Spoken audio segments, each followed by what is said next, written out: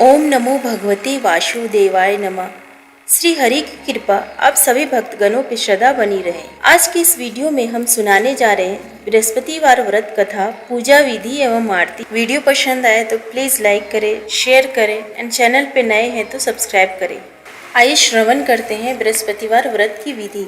इस दिन बृहस्पतिश्वर महादेव जी की पूजा होती है। दिन में एक समय ही भोजन करें, पीले वस्त्र धारण करें, पीले पुष्पों को धारण करें। भोजन भी चने की दाल का होना चाहिए, नमक नहीं खाना चाहिए। पीले रंग का फूल, चने की दाल, पीले कपड़े तथा पीले चंदन से पूजा करनी चाहिए। पूजन के पश्चात कथा सुननी चाहिए। इस व्रत के करने से बृहस्पति जी अति प्रसन्न होते हैं तथा धन और विद्या का लाभ होता है। इष्टों के लिए यह व्रत अति आवश्यक है। इस व्रत में केले का पूजन होता है। बृहस्पतिवार व्रत कथा। प्राचीन समय की बात है। भारत में एक राजा राज्य करता था। वह बड़ा प्रतापी तथा दानी था।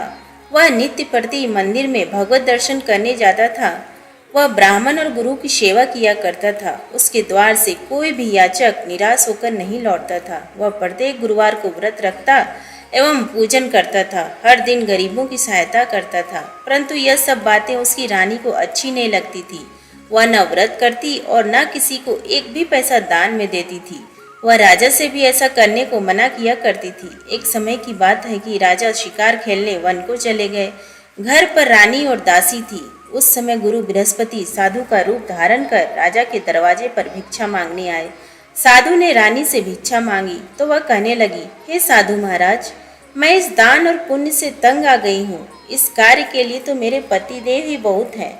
अब आप ऐसी कृपा करें कि सारा धन नष्ट हो जाए तथा मैं आराम से रह सकूं। साधु रूपी बृहस्पति देव ने कहा, हे देवी, तुम बड़ी विचित्र हो। संतान और धन से कोई दुखी नहीं होता है, इसको सभी चाहते हैं। पापी भी पुत्र और धन की इच्छा करता है। अगर तुम्हारे पास धन अधिक है तो भूखे मनुष्यों को भोजन कराओ, प्याऊ लगवाओ, ब्राह्मणों को दान दो, धर्मशालाएं बनवाओ, कुआं, तालाब, बावड़ी, बाग, बगीचे आदि का निर्माण कराओ तथा निर्धनों की कुंवारी कन्याओं का विवाह कराओ।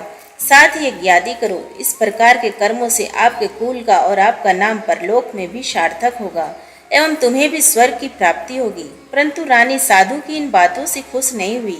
उसने कहा, हे साधु महाराज, मुझे ऐसे धन की आवश्यकता नहीं जिसको मैं अन्य लोगों को दान देती फिरूं तथा जिसको रखने और संभालने में ही मेरा सारा समय नष्ट हो जाए।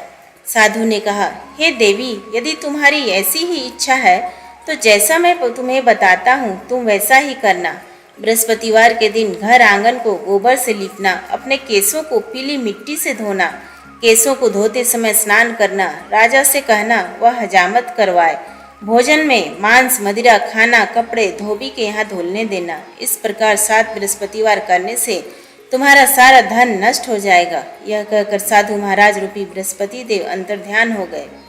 रानी ने साधु के कहने के अनुसार 7 बृहस्पतिवार तक वैसा ही करने का विचार किया। साधु के बताए अनुसार कार्य करते हुए केवल 3 बृहस्पतिवार ही बीते थे कि उसकी समस्त धन संपत्ति नष्ट हो गई। भोजन के लिए दोनों समय परिवार तरसने लगा तथा सांसारिक भोगों से दुखी रहने लगा। तब राजा रानी से कहने लगा कि हे रानी, तुम यहाँ पर रहो, मैं दूसरे देश को जाता हूँ, क्योंकि यहाँ पर मुझे सभी मनुष्य जानते हैं, इसलिए मैं यहाँ पर कोई काम नहीं कर सकता। मैं अब परदेश जा रहा हूँ, वहाँ कोई काम धंधा करूँगा, शायद हमारे भाग्य बदल जाए। ऐसा कहकर राजा परदेश चला गया। वह वहाँ जंगल से लकड़ी काट कर लाता और शहर में बेचता। इस तरह जीवन व्यतीत करने लगा। इधर राजा के बिना रानी और दासियां दुखी रहने लगी। किसी दिन भोजन मिलता और किसी दिन जल पीकर ही रह जाती। एक समय रानी और दासियों को 7 दिन बिना भोजन के व्यतीत करने पड़े तो रानी ने अपनी दासी से कहा, हे दासी, यहाँ पास में ही नगर में मेरी बहन रहती है, वह बड़ी धनवान है, तो उसके पास जा और वहाँ से 5 सेर बेझर मांग कर ले आ, जिससे कुछ समय के लिए गुजारा हो जाएगा। दासी रानी की बहन के पास गई। रानी की बहन उस समय पूजा कर रही थी। बृहस्पतिवार का दिन था। दासी ने रानी की बहन से कहा, हे रानी, मुझे आपकी बहन ने भेजा है, मुझे 5 सेर बेझर दे दो। दासी ने यह बात अनेक बार कही, परंतु रानी की बहन ने कोई उत्तर नहीं दिया, क्योंकि वह उस समय बृहस्पतिवार की कथा सुन रही थी। जब दासी को रानी की बहन ने कोई उत्तर नहीं मिला तो वह बहुत दुखी हुई। उसे क्रोध भी आया। वह लौटकर रानी से बोली, हे रानी, आपकी बहन बहुत ही घमंडी है, वह छोटे लोगों से बात भी नहीं करती। मैंने उससे कहा तो उसने कोई उत्तर नहीं दिया। मैं वापस चली आई। रानी बोली, हे दासी, इसमें उसका कोई दोष नहीं है। जब बुरे दिन आते हैं तब कोई सहारा नहीं देता। अच्छे बुरे का पता विपत्ति में ही लगता है। जो ईश्वर की इच्छा होगी वही होगा। यह सब हमारे भाग्य का दोष है। उधर रानी की बहन ने सोचा कि मेरी बहन की दासी आई थी, परंतु मैं उससे नहीं बोली, इससे वह बहुत दुखी हुई होगी। अतः कथा सुन और विष्णु भगवान का पूजन समाप्त कर वह अपनी बहन के घर आई और कहने लगी, हे बहन, मैं बृहस्पतिवार का व्रत कर रही थी। तुम्हारी दासी हमारे घर गई थी, परंतु जब तक कथा होती है तब तक हम लोग ना उठते हैं और ना ही बोलते हैं, इसलिए मैं नहीं बोली। कहो दासी, क्यों गई थी? रानी बोली, हे बहन, हमारे घर अनाज नहीं था। वैसे तुमसे कोई बात छिपी नहीं है, इस कारण मैंने दासी को तुम्हारे पास 5 सेर बेझर लेने के लिए भेजा था। रानी की बहन बोली, बहन देखो, बृहस्पति भगवान सबकी मनोकामना पूर्ण करते हैं। देखो, शायद तुम्हारे घर में ही अनाज रखा हो। यह सुनकर दासी घर के अंदर गई तो वहां उसे एक बड़ा बेझर का घर भरा मिला।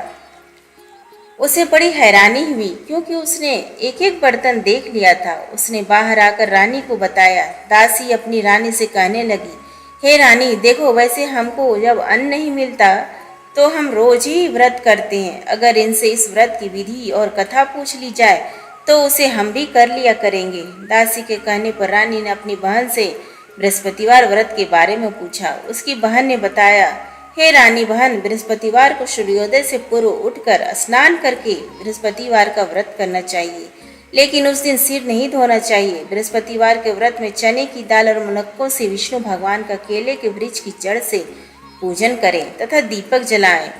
उस दिन एक ही समय भोजन करें। भोजन पीले खाद्य पदार्थ का करें तथा कथा सुने।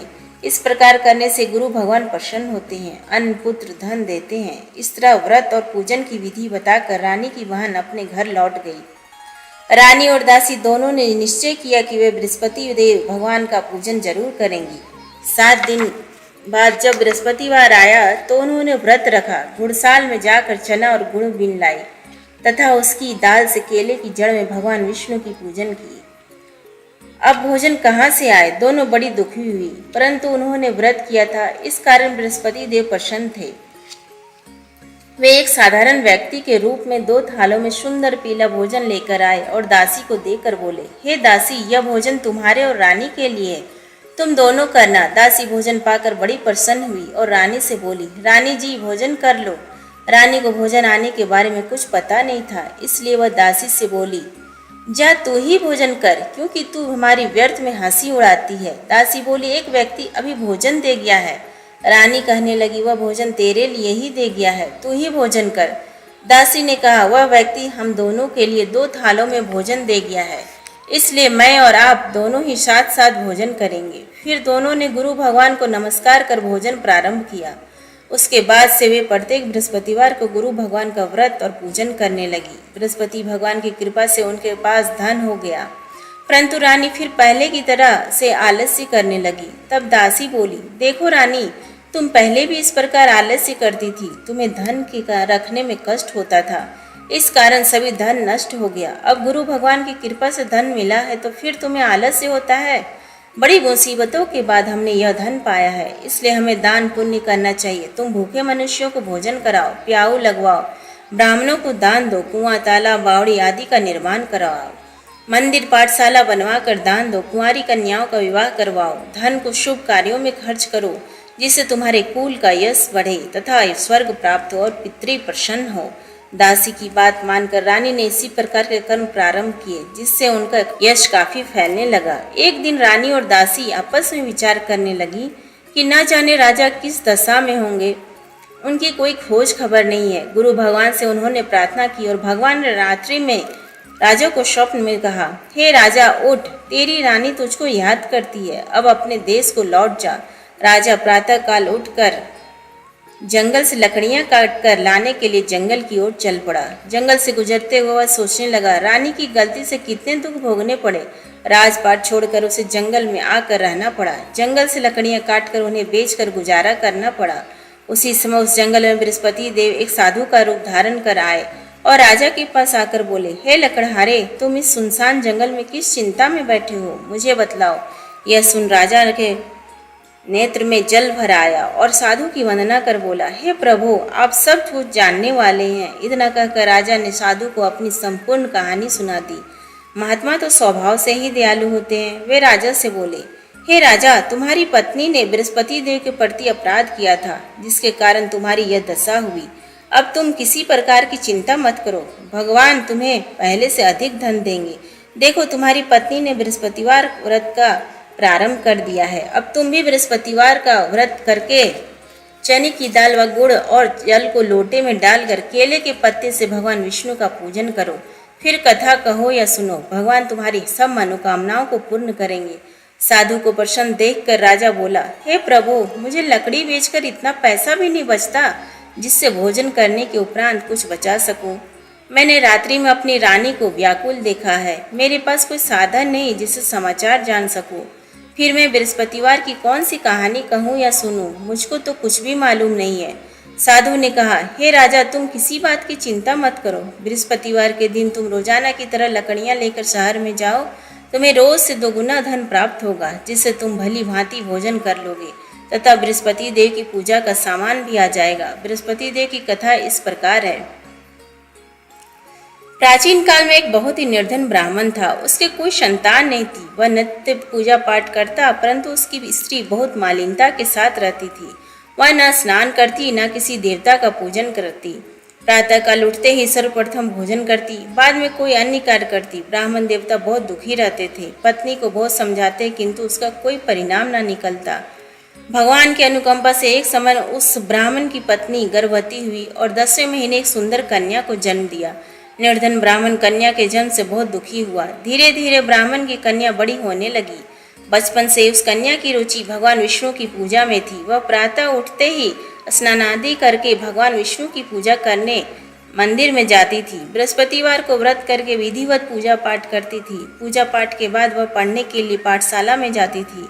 घर से चलते हुए वह मुट्ठी भर जौ साथ लेकर जाती और पाठशाला के रास्ते में थोड़े थोड़े जौ गिराती जाती थी। जब वह पाठशाला से घर लौटती तो जौ के वह दाने सोने में बदले हुए मिलते थे। लड़की सभी सोने के दाने बिन लाती थी। एक दिन जब वह सोने के दानों को साफ कर रही थी तो उसकी माँ ने कहा, बेटी, सोने के दाने साफ करने के लिए सोने का सूप भी होना चाहिए। अगले दिन बृहस्पतिवार था। उसने भगवान बृहस्पति देव की पूजा करते हुए प्रार्थना की, हे भगवान, यदि मैंने आपका व्रत विधिवत किया हो तो मुझे सोने का सूप दे दो।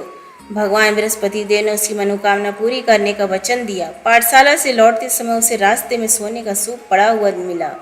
घर लौटकर सोने का सूप अपनी माँ को दिखाकर वह सोने के दाने साफ करने लगी। उसी समय नगर का राजकुमार उसके घर के पास से गुजरा।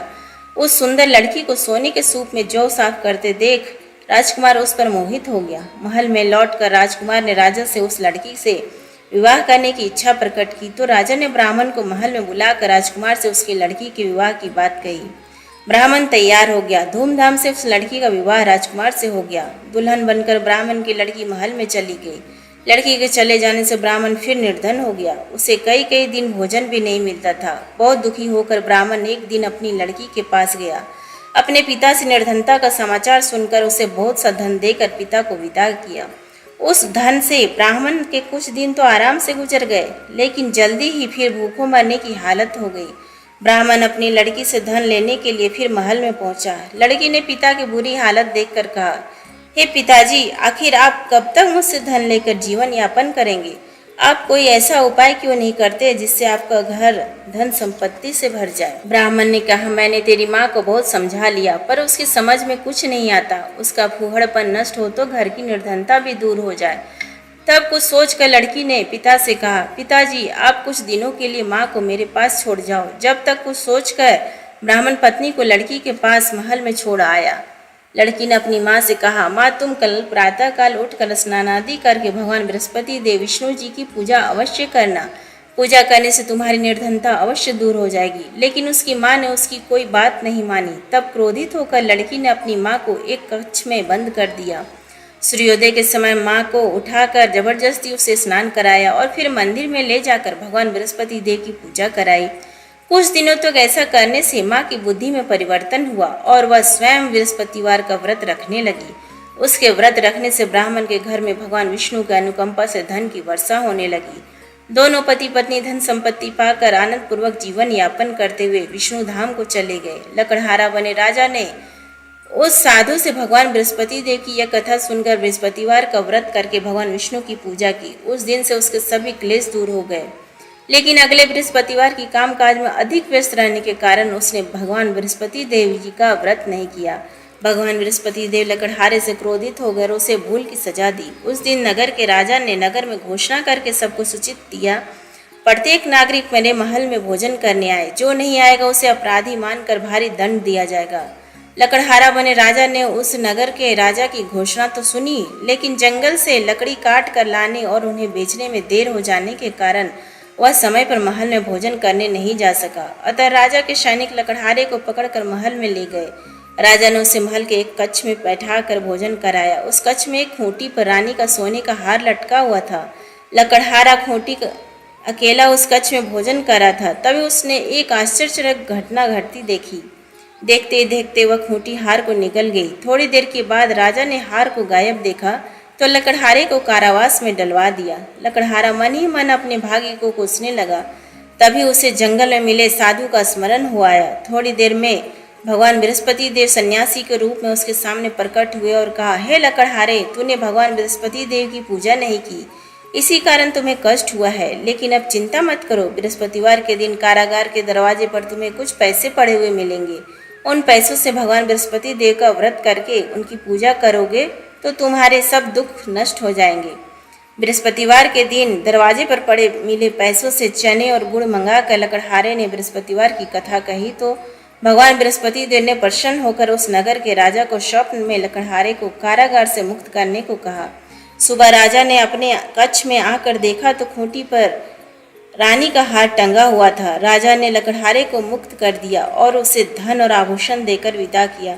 लकड़हारा बना राजा उस नगर से चलकर अपने नगर में पहुंचा तो उस नगर में कुएं, धर्मशाला, बाग बगीचे देखकर बहुत प्रसन्न हुआ। राजा ने किसी से पूछा, ये कुएं धर्मशाला किसने बनवाई है? सब ने उसे बताया कि ये सब रानी और उसकी दासी ने बनवाए हैं। राजा महल में पहुंचा तो रानी ने उसका भव्य स्वागत किया। तब राजा ने निश्चय किया कि सप्ताह में एक बार तो सभी बृहस्पति देव का व्रत तथा पूजन करते हैं, परंतु मैं प्रतिदिन व्रत किया करूंगा तथा दिन में 3 बार कथा कहा करूंगा। अब राजा हर समय दुसाले में चने की दाल बांधे रहता था तथा दिन में 3 बार बृहस्पति देव की कथा कहता। कुछ दिनों के बाद राजा को अपनी बहन की याद आई। एक दिन घोड़े पर सवार होकर राजा अपनी बहन से मिलने चल दिया। अभी राजा नगर के बाहर पहुंचा ही था कि उसने कुछ लोगों को एक शव को ले जाते हुए देखा। राजा को स्मरण हो आया कि आज उसने किसी को बृहस्पतिवार की कथा नहीं सुनाई है। राजा ने उन लोगों को रोक कर कहा, भाइयों, आप शव को ले जाने से पहले मुझसे बृहस्पतिवार की कथा सुन ले। लोगों ने राजा पर क्रोधित होते हुए कहा, तुम पागल तो नहीं हो? लेकिन कुछ बड़े बूढ़ों लोगों ने कहा, अच्छा भाई, साथ में चलते चलते तुम अपनी कथा भी सुना लो। राजा ने चलते हुए आधी कथा ही सुनाई थी कि शव हिलने लगा। राजा के पूरी कथा सुनाती ही शव उठकर बैठ गया। लोगों ने हैरानी से दांतों तले उंगली दबाई और अगले बृहस्पतिवार से भगवान बृहस्पति देव का व्रत करने व कथा सुनने का निश्चय कर लिया। अब घोड़े पर सवार राजा चलते हुए एक किसान के पास पहुंचा। किसान अपने खेत में हल चला रहा था। राजा ने कहा, अरे भाई, मुझसे बृहस्पतिवार की कथा सुन लो। किसान झुंझला कर बोला, अरे भाई, देख नहीं रहे, जितनी देर तक तुम्हारी कथा सुनूंगा उतनी देर में तो पूरे खेत में हल चला लूंगा। राजा निराश होकर चलने लगा। तभी किसान के पैर लड़खड़ा कर जमीन पर जा गिरे। किसान के पेट में भी जोरों का दर्द होने लगा। उस किसान की पत्नी जब खाना लेकर आई तो उसने किसान से इस बारे में पूछा। किसान ने घुड़सवार की पूरी कहानी सुनाई। किसान की पत्नी दौड़ती हुई राजा के पास पहुंचकर हाथ जोड़कर बोली, भैया, मैं तुम्हारी कथा सुनने को तैयार हूँ। राजा ने उसके साथ खेत पर पहुंचकर बृहस्पतिवार की कथा सुनाई। तभी बैल उठकर खड़े हो गए। किसान के पेट का दर्द भी तुरंत समाप्त हो गया। राजा अपनी बहन के घर पहुंचा तो उसकी बहुत आवभगत हुई। अगले दिन सुबह उठकर राजा ने देखा घर के सभी लोग भोजन कर रहे हैं। किसी भूखे को बृहस्पतिवार की कथा सुनाए बिना राजा भोजन नहीं करता था। उसने बहन से कहा, हे बहन, क्या घर में कोई ऐसा व्यक्ति नहीं है जिसने अभी तक भोजन नहीं किया हो? उसकी बहन बोली, भैया, हमारे घर में तो क्या, आपको पूरे नगर में कोई ऐसा व्यक्ति नहीं मिलेगा जिसने सुबह सुबह भोजन नहीं किया हो। तब राजा ने बहन के घर से निकलकर उस नगर में बिना भोजन किए व्यक्ति की तलाश की। एक गडरिये के घर में उसका बेटा बीमार होने के कारण भूखा रह गया था। राजा ने उसको जाकर बृहस्पतिवार की कथा सुनाई। कथा सुनते सुनते गडरिये का बीमार बेटा बिल्कुल ठीक हो गया। सबने राजा की बहुत प्रशंसा की। एक दिन राजा ने अपनी बहन से कहा, बहन अब हम अपने घर को जाना चाहते हैं, तुम भी हमारे साथ चलो, कुछ दिन वहां रहकर लौट आना। राजा की बहन ने अपनी सास से पूछा तो सास ने ताने देते हुए कहा, बहू मायके जाना हो तो अकेली जाना, मेरे पोतों को नहीं ले जाना। तुम्हारे भाई की कोई संतान नहीं है, कहीं तुम्हारी भाभी मेरे पोतों पर कोई जादू टोना न कर दे। दूसरे कक्ष में बहन की सास की बातें सुनकर राजा दुखी मन से अकेला ही अपने नगर को लौट आया। रानी ने राजा से कहा, आप तो अपनी बहन को साथ लाने की बात कहकर गए थे, फिर बहन को साथ क्यों नहीं लाए? तब राजा ने दुखी होते हुए कहा, हे रानी, हम निसंतान हैं, इसलिए कोई हमारे घर आना पसंद नहीं करता।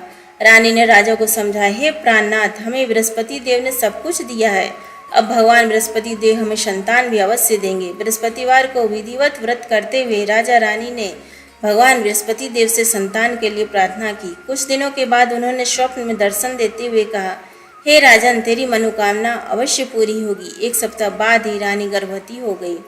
10वें महीने रानी ने एक सुंदर पुत्र को जन्म दिया। राजा रानी जीवन पर्यंत बृहस्पतिवार व्रत का कथा करते और सुनते। उनके घर में धन की वर्षा होती रही। इस तरह आनंद पूर्वक जीवन यापन करते हुए राजा रानी भगवान बृहस्पति देव की अनुकंपा से मोक्ष को प्राप्त करके सीधे वैकुंठ धाम पहुंच गए। बृहस्पतिवार को विधिवत व्रत करके जो स्त्री पुरुष भगवान विष्णु की पूजा करते, भगवान उनकी सभी मनोकामनाएं पूरी करते हैं। बोलो विष्णु भगवान की जय।